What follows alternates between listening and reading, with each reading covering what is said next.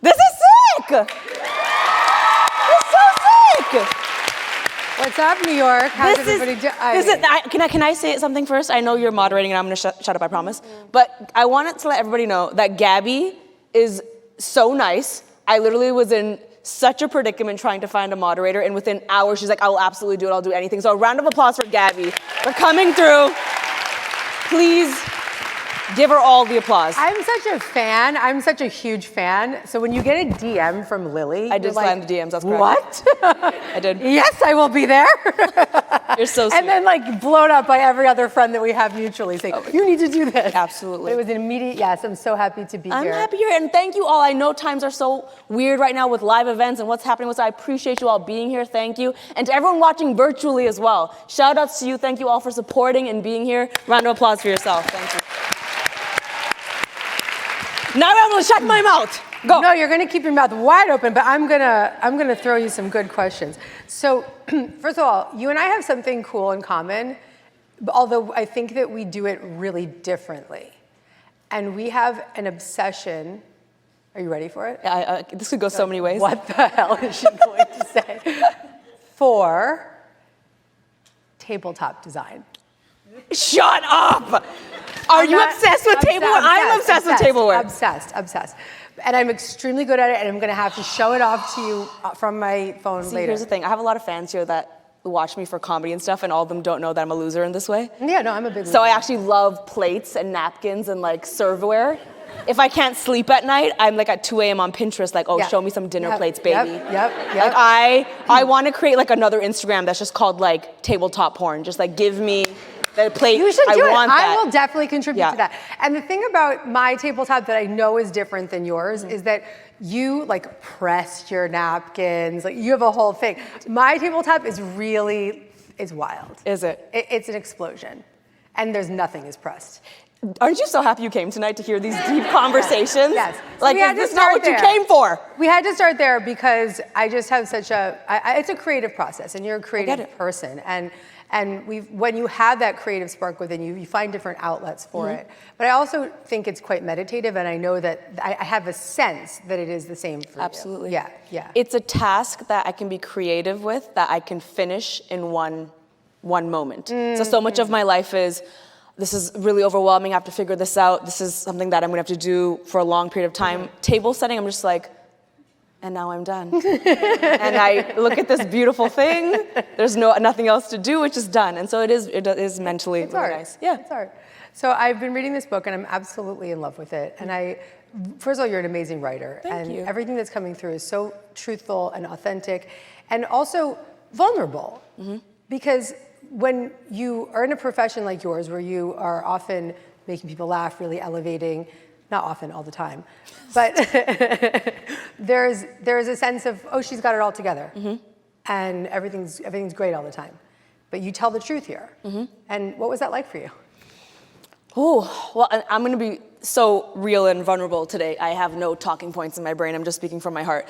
Yeah, it is true. I think for a lot of my life, people associate me with, this unicorn happiness. And I have that type of energy. I love to be loud and full of light and life, and that's genuinely who I am. But because of that, a lot of people kind of forget that I'm a human, and because they forget, I allow myself to forget too. Because I'm trying to live up to this expectation of, being all of the things people want me to be. And so this book, I did get really vulnerable, and I think for a while I took that as a weakness, because when I wasn't so on, people would be like, oh, you're not like your videos, or oh, you're not like how I thought you would be, just because I was a little more human. So I've had to come to terms with the fact that, no, I give myself permission to actually be that as well. Right. I think that used to get in my head a little bit. I've told this story before, actually, that I felt really bad one day because I was at the airport and I was walking through the metal detector, and it was literally like 5 a.m. and I was so tired. And I walked through the metal detector and I was just so tired. And the TSA agent, I remember being like, wow, you're nothing like you are in your videos. And I was like, I literally just went like this. And I don't know what she was expecting for me to be like, what up, it's your girl, super, like, I don't know. But I remember feeling, I just remember allowing that moment to make me feel really bad because I was like, oh, is this a facade? And it really made me question like what I was allowed to feel at all times. Yeah. And it's also important to just give yourself a break because you're human at 5 a.m. 100%. Yeah. 5 a.m. should be illegal. No, but that sucks when, I understand that. I've had like a meltdown in a restaurant and someone's like, aren't you that self-help? Yeah. Yeah, I understand that. Okay, so there's this line in the book that really struck me as I was reading it. And you said, and this was really resonant for me once again, because I was a theater student and I was obsessed with the theater of the absurd. And I loved Samuel Beckett.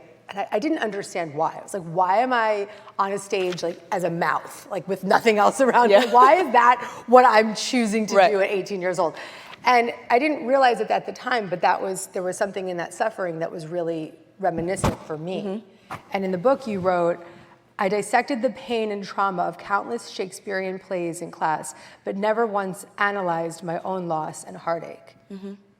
And I felt so deeply moved by, first of all, the writing is just gorgeous. And, Thank you. And also just that we hide so much of our truth, particularly when you're an actor and you're a comedian and there's a facade. And so when do you think you realized that you had been hiding, I suppose?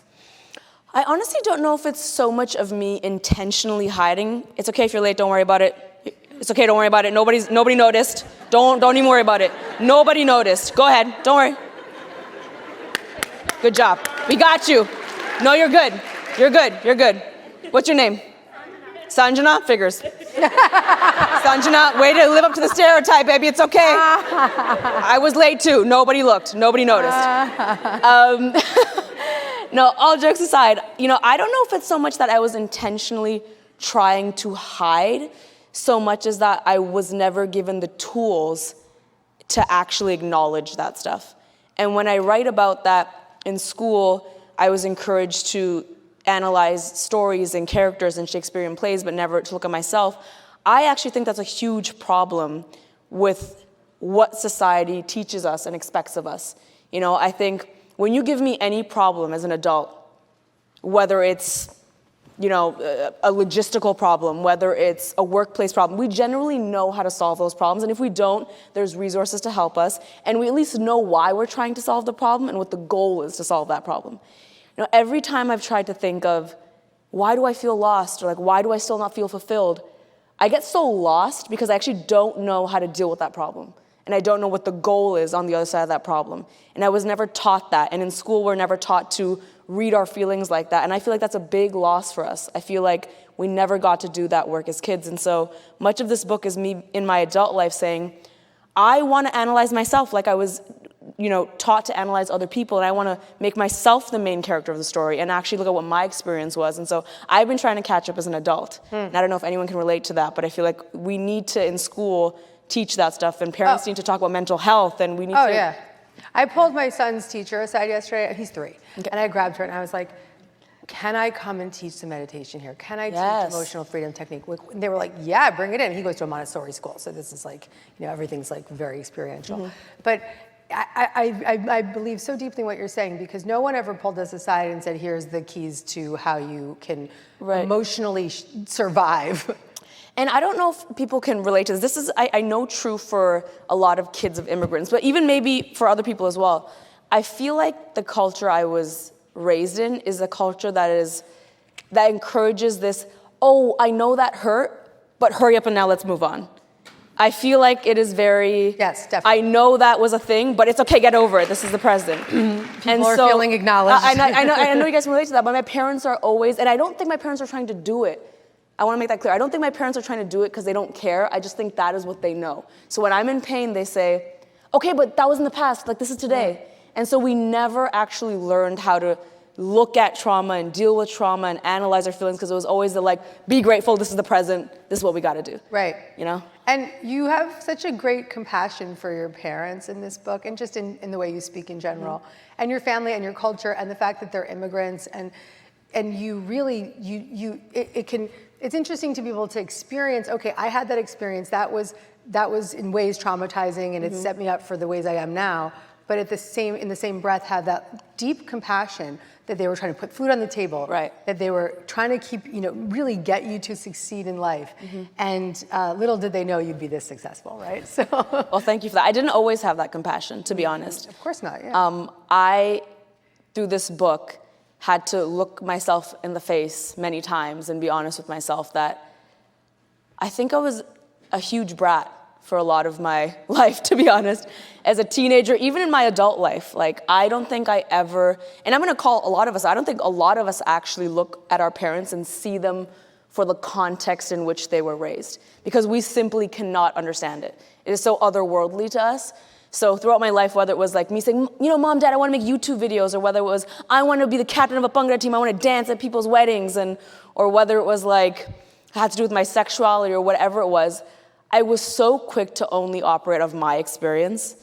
And I'm gonna get really honest here. I think we're often living in this time and place, we're encouraged to do that. You'll go on the internet and you'll see people say, boundaries, fight for what you want, and it's okay who doesn't. And yes, I agree with boundaries and I agree with all that, but we have to acknowledge the experience our parents are coming from, because I think that's a huge disservice to not. And it wasn't until I wrote this book where I thought, wait, my parents have actually learned a lot. And I have never given them credit for accepting all these things I throw at them in this new time and place. And I also acknowledge that a lot of what my parents do and say to me, it is not because of what I thought. It is not because they want me to be unhappy. It is because they have these survival instincts that they absolutely needed. And the best example of this, I think, is how many parents have cared about what people think. Let's just be real. All of our parents care about what people think. And I remember for so long, I used to be so bitter, like, my parents care so much about what other people think more than they love me. They love me less than they care what other people think. And through writing this book, I really was like, okay, stop. What is it actually? And I got to talking to my mom, and her experience is that when she immigrated to Canada, all she had was this small community of family of like 7 people. It's all she knew, and that was her survival system. And so she had to care what they thought, because if they thought ill, where would her support system go? And so I realized that's her survival instinct that has been taught to me, but the issue is now I use that in a situation where I don't have to survive. And so now I care what people think on social media and on dating apps, because I'm using that thinking. But we can choose to also unlearn that, because we're not in those settings anymore, and that doesn't serve us anymore. Right. I remember my therapist once said to me, your parents' struggles don't have to be yours. Right. We can acknowledge them and respect them and say, I'll meet you where you are, but we can also unsubscribe to that generational trauma. And that's what you write about, right? Because we have that generational trauma, and it affects the way we relate to others, it affects the way we work, it affects the way we brush our teeth, it affects every corner of our life. And so in the book, you've got these 4 different pillars. Yes. And you speak about them with such grace and directness.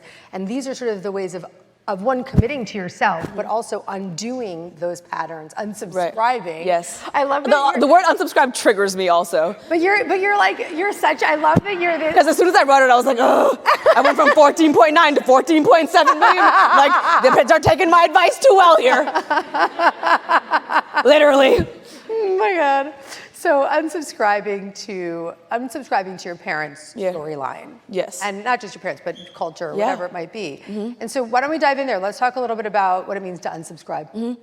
Yeah, so throughout this book, I write a lot about unsubscribing to ideas that don't serve us. And I've done that a lot throughout my life. I think another way of saying it is to be a disruptor, is to do things. I've now come to terms that my purpose in life is to be a disruptor. I used to think that was a bad, stressful thing, but now I'm fully like, that is my purpose. I want to disrupt. I want to break the mold. I want to do things differently. And so when I talk about unsubscribing from ideas that don't serve us, really what I'm encouraging people to do is look at the things in our life that are in fact ideas and choices, but we treat them like rules and facts. You know, for example, when I was younger, I would get in trouble a lot for like being too outspoken, or always having an opinion about things, or being too loud, because, you know, traditionally South Asian girls should just be a little bit more timid and modestly successful, and not too successful, not too opinionated. And I did that for a lot of my life, because I was like, well, that's what it has to be, until I stopped. And then I realized that, oh, that was actually never a rule or a fact. It was just what was told to me, and an idea that I was just like, oh, I guess this is right. And so in the book, I write a lot about how when we're born, we eat from this platter that's served to us from society and culture, and we never question it. Most of us never question it. We're just like, oh, I don't really like this, and it doesn't really serve me, but I guess I'll keep doing it because that's how it is. But I'm encouraging us to look at all of those things in our life that are choices, but we are treating like facts, whether it's your job choice, whether it's who you choose to be in a relationship with. Like, none of these are facts, but we have subscribed to their power, and I'm suggesting that we take our power back and really design a life that suits us. Was it triggering for you when you started to take your life back? Well, it's uncomfortable and scary, which is why so few people do it. It's really scary to, I mean, let's be real, this has been both exciting and a huge pain point for me. In my life, I have often been the first for a lot of things. And when I first was the first, the first South Asian girl on YouTube doing comedy, I was like, this is so friggin' cool. I'm the first, I get to make history. And when that kept happening, I slowly realized that the first is a double-edged sword. It is also the pressure of, in my case, 1 billion people, literally. It is the reality of knowing that you will, of course, disappoint a lot of those people because you can never reflect their experience, because the best I can do is reflect mine. And so it's scary to break the mold because there's a reason people follow it. It's comfortable and it's easier. And so just know that. Unsubscribing to ideas will fulfill you and be beneficial, but it's hard and uncomfortable. But it's also necessary because when you make that commitment to yourself, it almost inherently starts to be what you offer. And as a speaker and an author and as a comedian and as an actor, as an author, as someone who's expressing truth, we go first, right? So it's like if you go, it's this thing I like to say, like, okay, I go first, and when I go first, I give everybody else permission to raise their hand too. And in your career path and in all that you've chosen to do it in the ways you've chosen to do it, this book is a real you go first for a lot of your readers who may never have gone there. Yeah. And so I want, it's a lot of responsibility. It is. But it's also, it's a real purpose-driven mission. That's exactly correct. I think the reason it still stresses me, don't get me wrong, it still feels like a lot of pressure, but me acknowledging and accepting that that is my purpose makes me feel so much better about it. That my purpose is, if I'm the first, I accept that it will be a double-edged sword, but I feel like that's why I'm here. It's to disrupt things. Right on. God has built me that way. Right. I check way too many boxes that are breaking the mold where I'm like, all right, I hear you. Yeah. I'll do it. Let them roast me on Twitter. I hear your calling. It's fine. What do you do when you get roasted on Twitter? Do you flip out? I have unsubscribed to the idea Right. that I need to be on Twitter. Twitter is not good for my mental health, and I have no problem saying that. Okay. I've also, I'll be honest, on the point of people having opinions about me, I have broken down the science of Twitter because I've spent so much time hating it. And I have come to the conclusion that social media in general lacks two things that I feel are crucial to have a meaningful conversation, which is what I always want to have. I always want to have a meaningful conversation, or else it's a waste of time. It lacks context and it lacks accountability. Okay. And without those two things, you cannot have a meaningful conversation. So I just also unsubscribe to the idea that people who have never met me online can tell me who I am. Right. Because a lot of people do that. Right. They've never met me, but they will tell me exactly who I am. And for years I believed them and I let them. And now I'm just like, no, I actually know exactly who I am, and you cannot tell me who I am because I know who I am. That would be really exhausting. There's a lot of people following. There's a lot of people. Yeah, that would be tiring. Yeah. And it was really funny. You posted something yesterday. You posted this on your Instagram story, and it was like you were talking to a bot. Yes. There's a lot of bots on the gram, no? And they're always like the first 30 comments. Right. And it's all these female profile pictures. Like, you can make $5,000. Yeah. But one of them, if you haven't seen it, one of them was like, what are you doing tonight, eggplant emoji? And I responded and I was like, I know you're a bot, but I think tonight you should order my book. Like, if you're gonna be here, you're gonna help me promo. Let's just be real here, okay? Yeah, just talk to the bots. It's good, it's really good. Yeah. Are you guys having fun? Are you feeling good? Okay, good. There's got some thumbs up right there. Yeah? Oh my God. Hello, how are you? I see like parents here and stuff. What's your name? It's auntie, obviously, but what? It's not like I'm gonna call you. I don't know you're gonna say a name, and I'm still gonna call you auntie. I don't know why I'm doing this dialogue right now. Chaya? Okay, so Hima and auntie, got it. Thank you so much, I appreciate it. I always get a little nervous when I do these conversations, I'll be honest, and there's parents, because I don't know if you can relate, and Auntie G, tell me if you can relate, but I feel like when we talk about subjects like fulfillment and happiness, even mental health, taking a break, I just want to, by a raise of hands, have you ever gotten pushback from your parents because they're like, well, I never had this before. I never got to take mental, yes. So the first time I told my mom that I'm like, Mom, I gotta go, I have therapy, she's like, okay, must be nice. Must be nice. Like, I don't even want to tell her how much my therapist costs because she's like, okay. But I write about this in the book too, that was really tough for me because I would feel guilty for taking a break sometimes. And once I even wrote on Instagram, I said, it's okay to put yourself first. It's okay to put your mental, and my mom commented on that. My mom's a savage. She's like, oh, that must be easy for you to say in this channel. My mom fully roasted me. This is why I don't go on Twitter. My mom's probably on Twitter. This is exactly why. And I remember this used to make me feel so guilty. And I had to also dissect this. And I have come to the conclusion that, yes, we talked about the generational trauma, but I also really believe that being the best version of yourself is the best way to be of service to people as well. And yeah, I really believe that. Because, and I know this because after writing the book, I really do feel like, I've said this, and this is not even on some book promo, like you already bought the ticket, I don't have to impress you, you already got the book. But I have never done anything that has positively impacted me so much as this book. No other project has impacted, like I finished this 7 months ago and still I use it every day. And I feel like my relationships are better, my relationship with my parents, with my family, with my friends is better. And because I am better, I'm able to be better for them and everyone I interact with, which is what I tried to explain to my mom, and which I think we should all explain to, is that when your cup is full and you feel fulfilled, you will be of the best service to the world. So it's almost selfish to not have a fulfilling life, because then you won't serve the world in that unique way that you can. Right on. So I really believe that. Right on. So, Auntie G, in case you were wondering, thumbs up from Auntie G. Good. We got 2 thumbs up. In the book, you actually write, I believe that living your best life is an act of service and thus should not be considered selfish. Yes. And I have to echo that, because especially right now, when we see so much happening in the world, there's extreme suffering, that we can start to feel guilty for having fun, or feel guilty for having success, or feel guilty for, even the simplest things.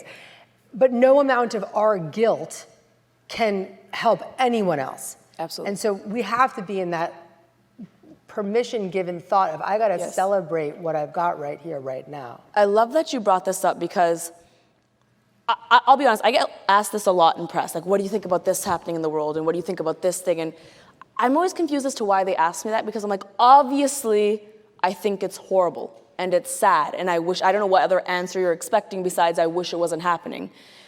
And I've had to deal with this a lot, because, I have a book coming out, I have a lot of cool projects, and I've had to think, like, it feels, you could sit at home all day and feel guilty for having food on your table. I believe that we treat ourselves too extreme these days, black or white, all or nothing. We don't allow ourselves this gray area of existence. And that's where humans exist. It's not this all or nothing mentality. It's not that you can't have any joy now because there's things happening in the world and we have to all be sad. Or it's everything is all peachy and we don't care about anything. We don't exist in either of those extremes. We're allowed to exist and be humans, and we're allowed to give ourselves context. I think we are allowed to simultaneously really care about issues in the world and do our part to help them, but it is also our duty to be as fulfilled as we can be, so we can be in the positions to actually help people. That's exactly right. And to energetically show up in a high vibe. And we really take for granted the impact that our presence has. So when you show up here, you're elevating all of these humans here tonight. They're gonna go home, elevate their little humans or their adult humans or whoever, or the Uber driver, whoever it is. And so it's contagious, and it's beautiful to really recognize that that the power we have to influence others and to support people's nervous systems with our energy and to show up in that way. And we don't think about it from the one person you meet to the next person you meet. Yeah. And I also think that as you don't identify as this, but I'm going to identify you as this. But I believe that in many ways you're a spiritual teacher. Wow, that means a lot coming from you. Thank you. Wow. For two reasons. Who started that clap? Auntie. I have mad respect for the clap starter because I know it's nerve-wracking. You're like, and so I just want to say I respect that. Thank you. More of that. That's excellent work over there. Okay. So here's why I think you're a spiritual teacher. So number one, I think that anyone who brings light to the world is in some way gifting people, helping people recognize the light within themselves. So your presence, your videos, and this is what I said to you, I've been following you for a long time and I've just always, and I had a sense, I'm like, I want to be friends with that person. And now it's all over. Now we're lovers. I have your text going, it's done. But what I believe is that energy exchange is whether you realize it or not, through a YouTube video, you are elevating a human. But then you've got this behind the scenes, you've got this self-help book author in you that's giving your audience messages that they may not find from me or from Deepak or from somebody else. And so they're finding it through you. And I always believe that when the student is ready, the teacher will appear. So your students are your YouTube followers, are your Instagram, a new generation as well. And so, not to put even more pressure on you, but Auntie Gabby is like, yo, you are a spiritual teacher. You're learning quick. Auntie Gabby over here, she's like, I got the lingo down. Yeah, I want to, on that note, to talk about the book. I want to talk a little bit about, and I apologize if this is redundant and you've heard me say this 50,000 times, but I'll say it one more time. The reason I started writing this book, because I'll be honest, after How to Be a Boss, I don't know if anyone is familiar with that book. It was my first book. Thank you. After How to Be a Boss, I was like, I am never writing another book. This is just straight up not going to happen. This is too much work. And then during the pandemic, as we know, it's no surprise, it was rough for everybody. We all had a really tough time. But what I learned about myself was, it's not that my day got empty. It's not that I was like, oh, now I don't have travels, now I don't have gigs. And I literally felt like I was so unimportant and had no value and no purpose, because I was like, oh, if I can't work and if I can't get these accomplishments, then I serve no purpose. And that was a really sad place for me to be like, that's all you have? You just have this attachment to other stuff and you see no other value in yourself? And I realized that was because I really do tie my definition and value to things. The things on my vision board, the goals, the relationships I have, the achievements I want. And I didn't know any other way of having value. And so that's why I wanted to write the book. I wanted to create a strong foundation for my life. But absolutely, that's like a buzzword. What the hell does foundation even mean? I wanted to create a place in my mind that was a safe place that would not be tied to what was happening in my life. Meaning, if my career was thriving or it was failing, that safe place would still be in my mind and it was not attached to anything. And so I came up with these 4 pillars that make up a safe place, which is a relationship to yourself, a relationship to the universe, understanding distraction, and implementing design. And I feel like anything in your life can be viewed through that lens, and truly it is this safe place where if I win 15 Oscars tomorrow or I fail miserably, I can still come back to those 4 things in my mind, because I didn't like the idea of me changing to my core anytime something would happen in my life. Where one day I'd be so grateful and I'd be so on top of the world, and the next day I'd be like, oh, well, life sucks and everything's going bad. I didn't like that degree of shifting.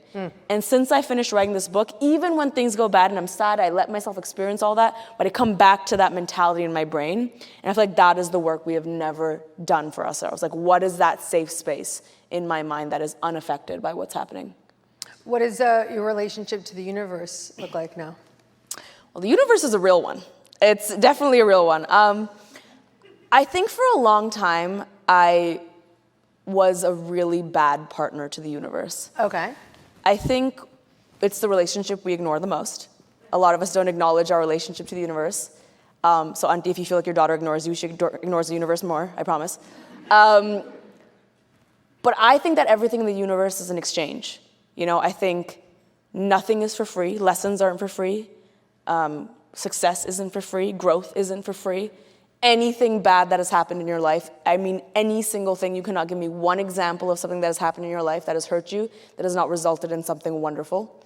Whether it's a lesson, a layer of resilience, everything is an exchange. And I think we ignore that a lot. And so we usually always ask, whether you believe in God, science, it doesn't matter, you believe in something that's up there, we're always asking, help me do this, help me with this, look after me doing this. We seldom ever give back. We're always asking, always taking, the relationship goes one way. I do believe our relationship with the universe needs to be an exchange as well. The only way to live is to give back to the universe because we have so much to begin with.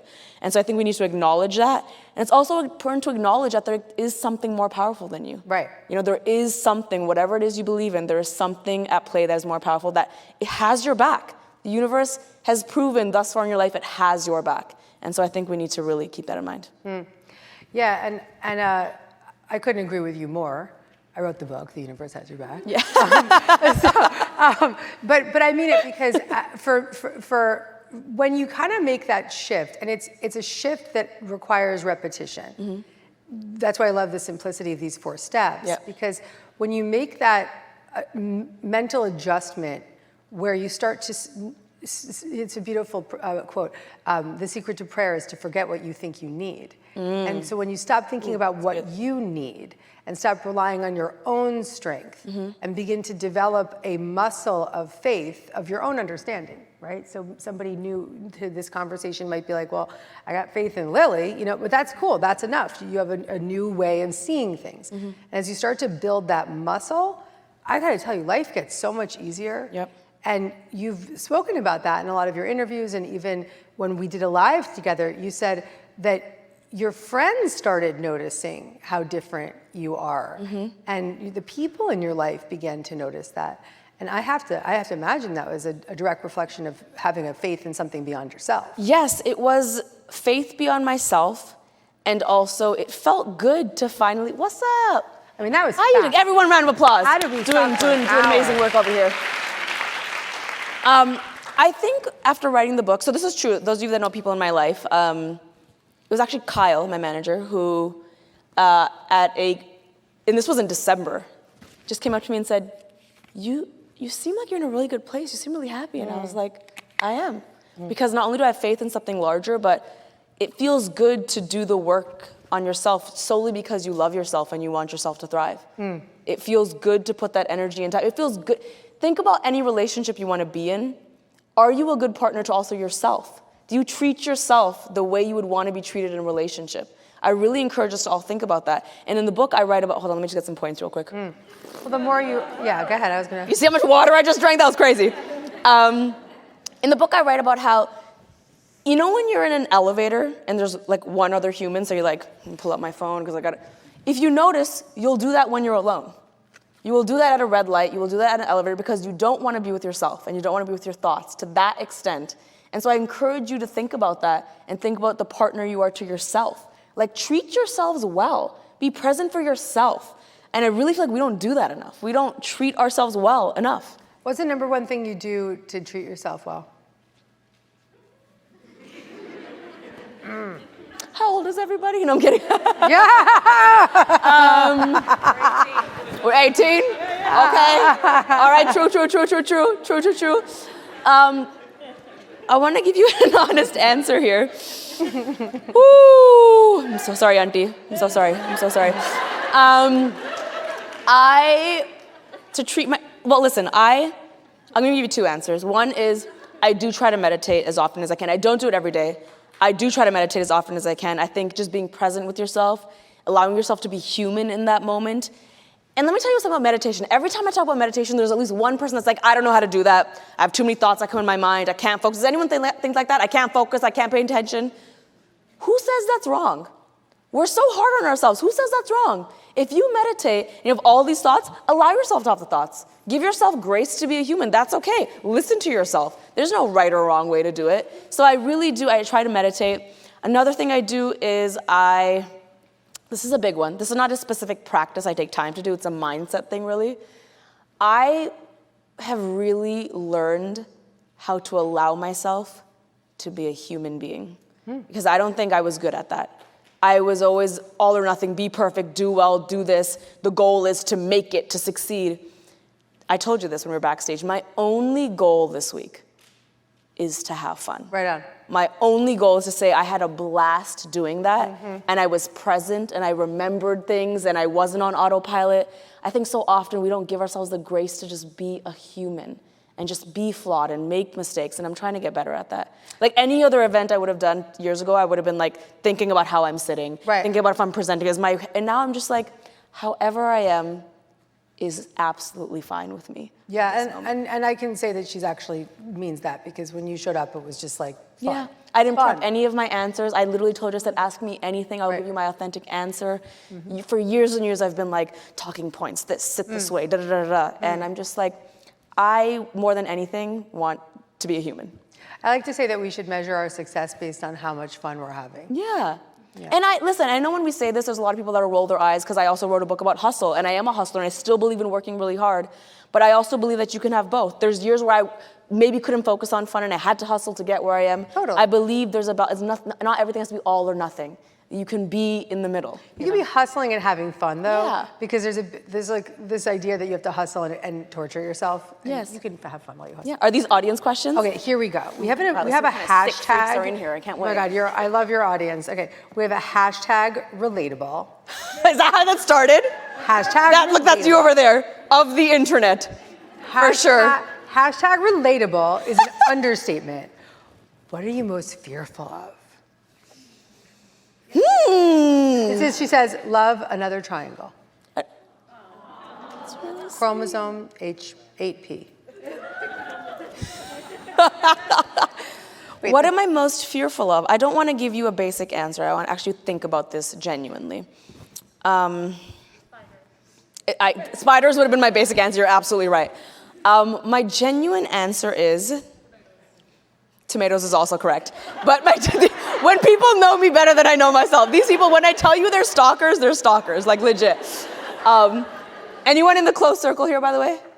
Yay, all front row, we love it. I'll tell you what I'm fearful of. I feel like with this book, I have so much clarity, and I have been using it, like I said, almost every day in my life. And in my opinion, I hope I never have to write another book, because I hope this can be the blueprint for that safe place in my mind for years to come. That's how I built it, saying doesn't matter what happens, you have the safe place. My biggest fear is that life throws something at me that's so big that it once again makes me believe that I don't have that safe place. I think my life is really extreme. You know, I know it is a lot. I know my privilege. My life is glitz and glamour and wonderful things. Like people spent 2 hours doing this makeup. Like what the hell? Like I know. But it's so extreme. Like to making history, to like the internet dragging you, to winning awards, to getting rejected all the time. It's just a very extreme roller coaster ride. And so I've learned that a lot of times when you have so much resilience, life will throw something at you that's like, oh, you thought you had that, but we're gonna test that all over. So I'm just scared of that test again. I know I'll get through it. Well, you have Auntie Gabby now. I do have Auntie Gabby now. Yeah. Exactly. Yeah. So if I'm just being really honest, like I'm scared of those tests. Okay. Don't be. Thank you. Don't be. I still am, but thank you. Oh, girl. Okay. My girlfriend feels shy to dance. Any suggestions? That's such a beautiful question from Vishal. That is so sweet, and also you're gonna be in so much trouble. Like literally, you're gonna be in so much trouble. Here's the thing, I am actually a dancer, and Yeah, dance. see what happened here. We'll see what happens. Jesus. Yeah. I'm gonna do a little bit of, I'll do a little bit. See, for a second, that was very impressive. Who did that? That was amazing. That's, wow. I was gonna be modest for a second, but I'm like, that's not me. No. I'll just do a quick wave. Okay, go. Okay, fine, I'll just do a little bit of this, I'll do a little bit of this, I'll do this, do a little bit of hey, I'll do it all, okay. And I'm not just saying this, I genuinely believe this, and I've said this to a lot of my friends, this is not just a talking point for stage. I actually truly don't believe someone can be bad at dancing. Because I think dancing is just expression. Yeah. Sometimes when I'm literally in the club, and it's like, there's lots of people around me, I will close my eyes and I will just freely move my body however I want. I really think that's what dance is about. It's about letting go and just expressing. So I really think that anyone who says there's bad dancers is missing the entire point of dance, and I genuinely believe that. So I would say it's less about being good at something and more about just expressing yourself.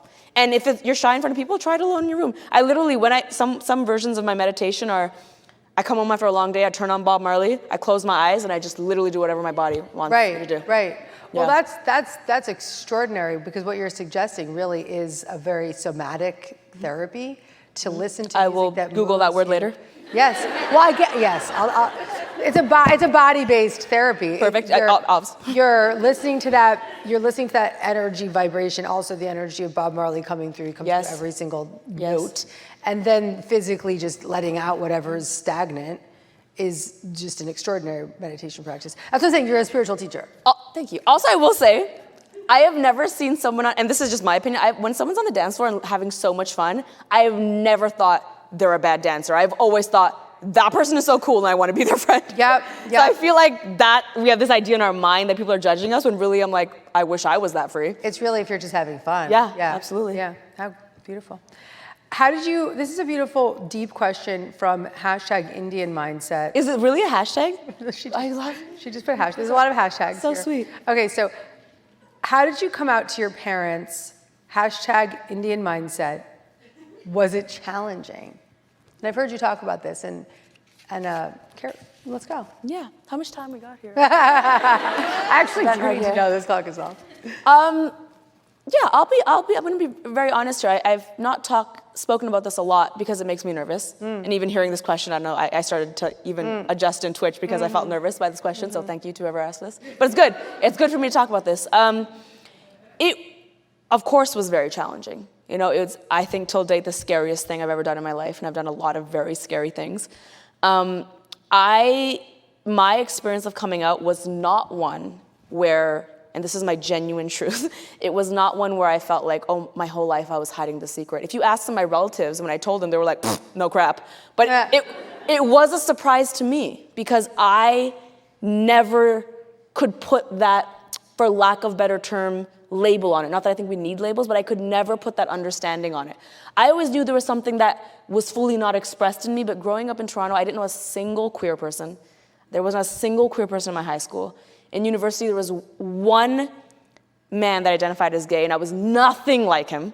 And then when I moved to LA, I was nothing like my gay friends, because they so despised the opposite sex, and my straight friends were so straight. And I was like, I don't identify with either of those people. I don't think any of this is a big deal.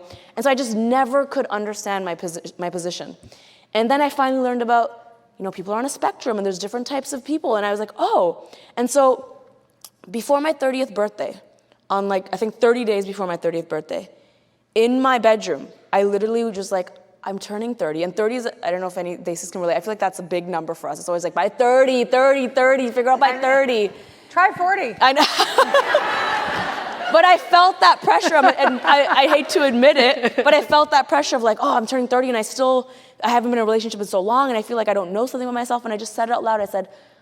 I came out to my dog, actually. I said, Scarborough, I think I'm bisexual, and it felt right, and I just knew right away, and tears started falling down my face. I felt like such a weight come off my shoulders. And so that was my experience. And so being the type A person I am, I made a list of people I had to tell within 30 days. Before my 30th birthday, I was like, you will not turn 30 without this being, literally had a to-do list in my notes app. And I told all those people, my parents were last on that list. And I was so scared. And it's crazy, and I don't know if anyone can relate to this experience, but even some of my friends, even though I knew they would be so supportive, I was still, your brain has a way of convincing you that it won't be okay, and people will judge you, and you could tell yourself all these stories, and suddenly you go out and you feel like everyone's looking at you, and you get so in your mind. And I cried every time I came out to someone, and it was such a thing that weighed on me, where I was like getting physically sick, I was nauseous every day. And so finally I was home for my birthday, and I was like, I have to tell my parents. And I'm not even embarrassed, I'll just be real. I could not tell them in person. I was too scared to tell them. I was scared I wouldn't say the words, and I didn't want to not express exactly what I was thinking, so I wrote them a letter, and I dropped it in front of them, and to add to my feelings, my mom was like, "What is this, are you getting married?" And I was like, no. And then I went upstairs and I was just so terrified. I was in my room, I was sobbing uncontrollably, and I heard, of course, my mom's reading the letter out loud to my dad, and I'm like, and then she finishes, and there's just silence for so long. And I'm sitting there for what feels like a lifetime, just so scared. And I'm even getting emotional now because I remember how scared I was. And then I hear footsteps and my heart's beating. I'm like, oh my goodness, oh my goodness. And my mom comes in and she says, "Why are you crying? I love you no matter what." And yeah. And I write about this in the book. The reason it's so hard to reflect on is because I was so insecure in that moment that I didn't give them the credit of they actually said all the right things. Mm-hmm. I don't know if any people are Punjabi here. My dad basically said, "I love you" in Punjabi, which was, "Let's go downstairs and have a drink." And they did the best they knew how to do. And because I was so insecure, I wasn't satisfied with that. And I caused a drift between me and my parents. I didn't talk to them for so long. And a lot of people don't know this. During the late night show, I barely talked to them as well. Because of me, didn't know how. It was easier for me to pretend like they didn't exist than to feel like they were disappointed, even though they were supportive. And so I give them a lot of credit because they actually did all the right things, but I could not see that they were doing that. Yeah, well, it's not an easy thing to do. Yeah. Thank God this is waterproof. Waterproof mascara, y'all. But yeah. Very beautiful story. Thank you. And so beautiful to witness your retelling of something that so many people have to go through. And it's like sometimes when we give voice to the experiences in our life that are fueled with such unnecessary shame, we really give other people permission to do something big like that. Yeah. Absolutely. Beautiful. Thank you for letting me share that, by the way. Oh, she's got tissues. So 90 Seconds to Why. I got all mixed up with the time here, so I don't know how much more time. Somebody has to scream at me with how much more time. Oh yeah, we don't know what time. We're just unless someone says it's 9 o'clock. I think it's 8 o'clock. So, okay, I don't know. Do we go till 8? Is that what's going on? I don't know what's happening. I don't know. No one's telling. Somebody will scream at me. Okay, they want us to keep going. Yeah. Are you enjoying this? Are you sure? Okay, amazing. Thank you. I love this one, okay? What is your happy place? A vacation home, city, any place where you and family, friends, whatever. 5 more minutes. They're like, you can't keep going. Thank you. We pay for this, but you can't keep going. This is like an Indian wedding reception, when they've like unplugged it and you're just like, one more song. This is literally what this is right now. What is my happy place? I think my happy place is it's not a place, actually, it's a vibe. It's when I'm with people and we can have good conversation, and not only am I being myself, but other people feel safe enough to be themselves. And that's why I really love events like this, because I feel like there's a genuine connection being made, anywhere where there can be connection. I feel like with social media, and this is someone who has a job because of social media, we have lost the importance of connection and giving people context. Like I said, social media lacks context. And I think that is such a disservice to humans, because to look at someone and base them off just one little snippet and say, it doesn't matter if you made a mistake, it doesn't matter if you apologize, I think this of you and now this is who you are, that just takes away all the amazingness of human beings. We are context. We are our lived experience. And I think we need to be in situations where we honor people's context more. Like, this is why you are the way you are. This is why you have these anxieties and fears. Like, let me honor that instead of just judging it and writing you off. Right. Or hiding it. Exactly. So my safe space is where there can just be genuine connection. I think I'm going to share that with you. Yeah. We are safe together. I feel this. We are so safe together. It's a love connection. 100%. So I think this is an important question as you carry on as your spiritual teacher. I like this title. You really literally changing it to my Instagram bio. Totally. How sick is that? You should, for tonight. Yeah, I will. Okay. So you've written this book so whenever I write a book, I always have this meditation where I visualize all these angels just lifting books out of boxes and just dropping them in people's hands. And that's very sweet. And it's really a beautiful vision that I hold. And it also helps me really let it go. And I always, for every book I've written, I always have an intention for the book and how I hope it serves the reader. Mm-hmm. And it's typically aligned with how it served me. Right. So I would love to know what your intention for your reader is. Yeah, I had to think about this a lot because I've learned that, and this, I didn't come up with this quote, but it's a famous quote of, people might not remember what you say or do, but they'll remember how you make them feel. Mm-hmm. You'll always remember how someone made you feel. And so I thought about this a lot. How do I want people to feel? If they don't remember every word or page of the book, how do I want them to feel? And how I want them to feel is, I have convinced myself that you're too old to change. I'm like, my parents have always told me, I'm always like, when I was writing this book, I thought, can you actually adjust these patterns in your brain that you've had for so long? Can you actually improve your life for the better? Yes. Or are you too stuck in your ways and what you were taught? And when I finished writing this book, I was really proud of myself because I was like, I actually will never be too old to learn and better myself. And I never want to convince myself I'm too old to better myself. So what I want people to take away from this book is, even if your safe place and your pillars are different from mine, and even if you take my advice and you tweak it for yourself, I want my reader to know that I am never too far gone. I am never too old to make the changes to live a fulfilling life. Because I do believe we can do that at any point in our life, and we should never give up on that. Mm. Yeah. So beautiful. So I'm going to hold a vision tonight of the angels dropping this book. Yes. Because it's out tomorrow, people. Yes. Out tomorrow. Go buy another one in the hallway. Give yours to somebody random on the street. I really mean this. I'm going to be watching you as you walk out the door. Go buy another book and then give yours to somebody on the street. Please. I think that's a really good idea. Because the world needs more messages like this right now, and I'm so proud of you. And I witnessed this beautiful young woman who thinks she's old, strangely. She's not old at all. And I can't wait to see. I hope to be back here when I'm 52 and you're 42. I hope we can have this same conversation with this same book, because again, I'm not writing another one. But I agree with that sentiment. I will say, and this is just me being really, really honest, my first book had my face all over it. It was a little more expensive. It was shiny. This book, I didn't want it to be super expensive. I didn't even want my face on it that much. It wasn't about any of that. It's not about me. It's just about this message I really believe in. So I too will be going to bookstores tomorrow and just buying it for people and giving it to them, because I really do believe in this message. And that is my intention with this book. So yes, if you know anyone that might benefit, please share on the love. Our girl, Lilly Singh. And once again, I want to say thank you so much to everyone for joining. It literally means, I was so nervous about this because I was like, I know it's COVID times. I don't know if people are going to enjoy this. Usually I do comedy. I don't know if they're going to care about me talking like this. So I really hope you enjoyed it. I really do. And thank you for showing up. And thank you everyone watching virtually. I know virtual things are so tricky as well.